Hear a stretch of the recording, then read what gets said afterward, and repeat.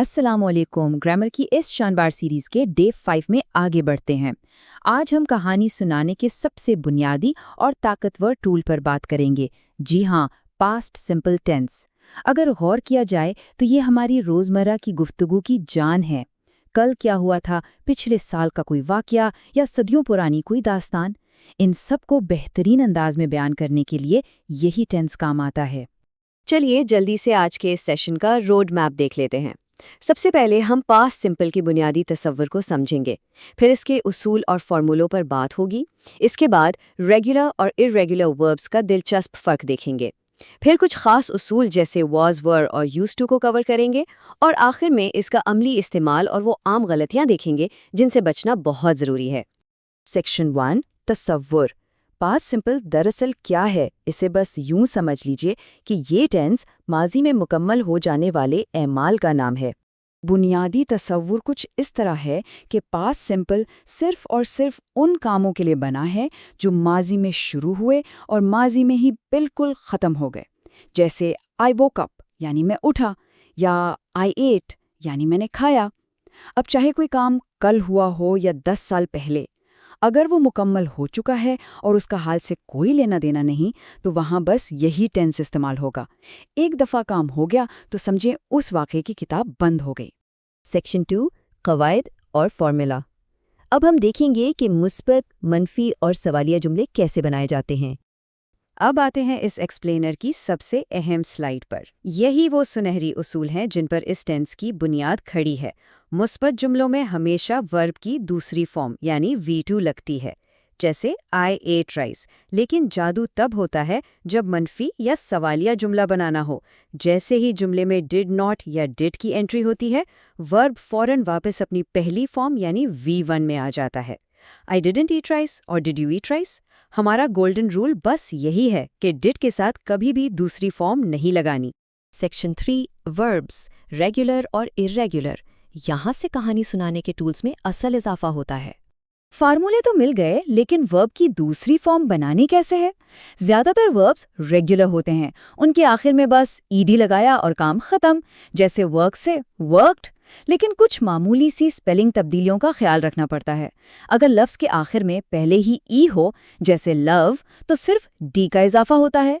छोटे अल्फाज जैसे स्टॉप, उनमें आखिरी हर्फ को डबल करके ईडी लगता है। और अगर आखिर में वाई हो तो वाई की जगह आई लगाकर ईडी जोड़ा जाता है, जैसे स्टडी से स्टडीड। ये छोटी छोटी तफसीलात ही जबान को फ्लुएंट बनाती हैं। दूसरी तरफ आते हैं इर्रेगुलर वर्ब्स। ये वो अल्फाज हैं जो किसी कायदे कानून को नहीं मानते और तमाम उसूल तोड़ देते हैं। उनकी 3 बड़ी वाज़ेह किस्में हैं। पहले ग्रुप में अल्फाज बिल्कुल नहीं बदलते, कट की दूसरी फॉर्म भी कट ही रहती है। दूसरे ग्रुप में दरमियान का वाउल बदलता है, जैसे रन बन जाता है रैन। और तीसरे ग्रुप में तो लफ्ज़ की शक्ल ही मुकम्मल बदल जाती है, जैसे गो से वेंट या सी से सॉ। इनको बस याद रखना पड़ता है, और इसका बेहतरीन तरीका ये है कि रोज़ाना सिर्फ 5 अल्फाज उन पैटर्न्स के हिसाब से प्रैक्टिस किए जाएं। सेक्शन 4, कुछ खास कवायद। इस हिस्से में हम वाज, वर और यूज टू को कवर करेंगे। कुछ अल्फाज ऐसे होते हैं जो किसी फिजिकल एक्शन के बजाय माजी की किसी हालत या कैफियत को बयान करते हैं। यहाँ बी वर्ब की पास्ट फॉर्म काम आती है। वाहिद यानी सिंगुलर के लिए वॉज लगता है, जैसे आई वॉज टायर्ड येस्टरडे। और जमा यानी प्लूरल के लिए वर का इस्तेमाल होता है, जैसे they were happy at the party. यहाँ कोई भाग दौड़ या एक्शन नहीं हो रहा, बस ये बताया जा रहा है कि कल हालत कैसी थी। एक और बेहद शानदार स्ट्रक्चर है यूज टू।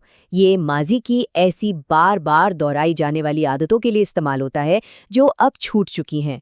मिसाल के तौर पर आई प्लेड क्रिकेट येस्टरडे का मतलब है कल क्रिकेट खेली, जो कि माजी का एक सिंगल एक्शन है।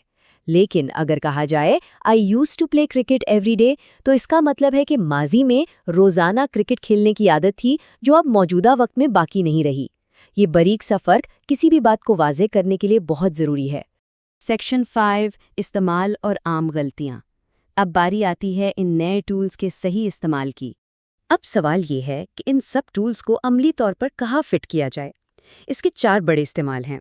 पहला, माजी के आम अमाल के लिए। दूसरा, कामों का एक सिलसिला बयान करने के लिए, जैसे सुबह उठा, नाश्ता किया और दफ्तर चला गया। तीसरा, माजी की आदतें बताने के लिए।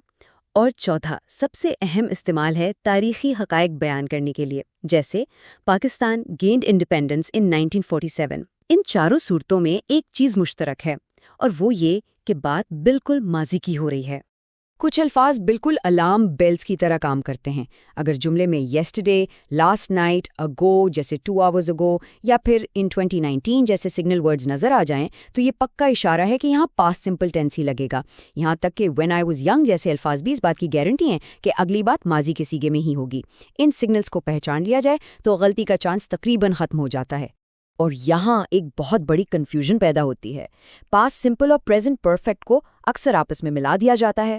پاسٹ سمپل میں ماضی کا ایگزیکٹ وقت معلوم ہونا بہت ضروری ہے، جیسے I saw that movie last week، جبکہ پریزنٹ پرفیکٹ میں وقت کی اتنی اہمیت نہیں ہوتی، وہاں بس کام کا موجودہ وقت سے تعلق دیکھا جاتا ہے، جیسے I have seen that movie۔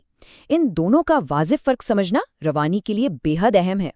چلیے اب ان غلطیوں کو دیکھتے ہیں جو اکثر دیکھنے میں آتی ہیں۔ کسی کو کہتے سنا ہوگا He didn't went، یہ بالکل غلط ہے۔ صحیح جملہ ہے He didn't go، کیونکہ ہم سنہری اصول میں جان چکے ہیں کہ did کے بعد ہمیشہ پہلی فارم آتی ہے۔ اسی طرح they was کہنا بھی ٹھیک نہیں، جمع کے ساتھ they were آئے گا۔ اور I have eaten yesterday کہنا گرامر کے حساب سے غلط ہے، کیونکہ yesterday آتے ہی بات سیدھی پاس سمپل پر چلی جاتی ہے، یعنی درست جملہ ہوگا I ate yesterday۔ اس سیشن کے اختتام پر کیوں نہ اس نئے نالج کو فوراً ٹیسٹ کیا جائے؟ کامنٹ سیکشن میں پاسٹ سمپل ٹینس کا استعمال کرتے ہوئے ماضی کے کسی یادگار واقعے کے بارے میں ایک بہترین سا جملہ ضرور شیئر کیا جائے۔ پریکٹس سے ہی یہ کانسیپٹ ہمیشہ کے لیے ذہن نشین ہوگا۔ اگلے لیسن میں ہم پاسٹ کنٹینیوس ٹینس پر بات کریں گے۔ تب تک سیکھنے کا یہ سفر جاری رہنا چاہیے۔